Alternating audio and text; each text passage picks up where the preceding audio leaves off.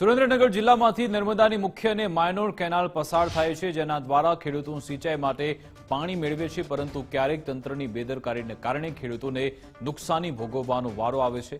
ત્યારે નર્મદા વિભાગની બેદરકારીના કારણે ધાંગધ્રા તાલુકાની ભારત માયનોર કેનાલ ઓવરફ્લો, પાણીનો ખેતરો તરફ જવાના રસ્તા પર નિકાલ થતા ગંજેડા ગામના અંદાજે 90થી વધુ ખેડૂતોની 1000થી વધુ વીઘા જમીન પર પાણી ફરી વળતા હાલત કફોડી થઈ છે।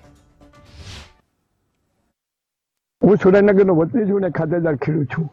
ધાંગધ્રા તાલુકાના ગંજેડા ગામના ખેડૂતોએ મને રજૂઆત કરી અને એ રજૂઆત જોવા માટે હું આજે ગંજેડા આવેલો છું। આ ગંજેડામાં જે હકીકત એમની સત્ય છે એ મેં મારી રૂબરૂ સમક્ષ, મારી નજર સમક્ષ મેં જોયું અને એ લોકોને ભેદડાના રસ્તામાં પણ આડા રસ્તામાં પણ ઉચ્ચકર દબાણ છે, ટ્રેક્ટરો હાલી શકતા નથી, પાણીનું દબાણ છે, નર્મદા કેનાલનું પાણી અહીંયા નીકળે છે, આખું વર્ષ એ લોકો ઓવરફ્લો કેનાલનું પાણી કાઢે છે, એ સિવાય ચોમાસાનું પણ પાણી નીકળે છે।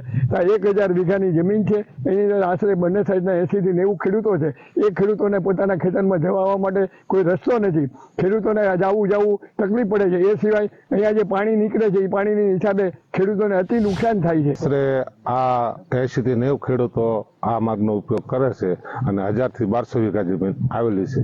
આ ઉપરાંત ગંજેરાથી જે રૂપાવટી તલાવડીનો માર્ગ છે એ માર્ગ ઉપર પણ ખૂબ જ દબાણ કરેલ છે અને સાંકડો થઈ ગયેલ છે। કોઈ ખેડૂતો 40 વાહન લઈને 40 અંગે અવારનવાર તંત્રને છેલ્લા 4-5 વર્ષથી રજૂઆત કરતા આવ્યા છે, આજ સુધી કોઈ યોગ્ય નિકાલ લાવેલ નથી। નિરાકરણ નહીં આવે તો ખેડૂતો સામૂહિક રીતે ગાંધી ચિંતા માર્ગે આગળ વધશે। જે ગંજેડા ગામના ખેડૂતોની ઘણા બધા 80 થી 90 ખેડૂતોની રજૂઆત છે કે ગંજેડા ભારત ભેઢડા રોડ જે ગંજેડાની સીમમાંથી પસાર થાય રસ્તો, એ રસ્તા ઉપર અત્યારે હાલ છેલ્લા કેટલાય ઘણા વર્ષોથી પાણી ભર્યું રહેશે અને રસ્તાનું દબાણ પણ છે।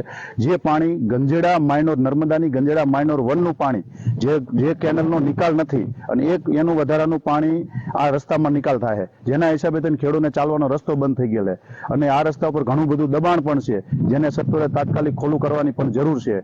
તો આ ઘણા બધા ખેડૂતોની રજૂઆતને તંત્રને ધ્યાનમાં લેવામાં આવે। શ્રી મામલતદાર સાહેબને પણ રજૂઆત કરેલી છે અને કલેક્ટરશ્રીને પણ રજૂઆત કરેલી છે। તો તાત્કાલિકના ધોરણે આ રજૂઆત ખેડૂતોની અને અમારી રજૂઆત છે કે આને તાત્કાલિક ધ્યાને લઈ આની કાર્યવાહી કરશો।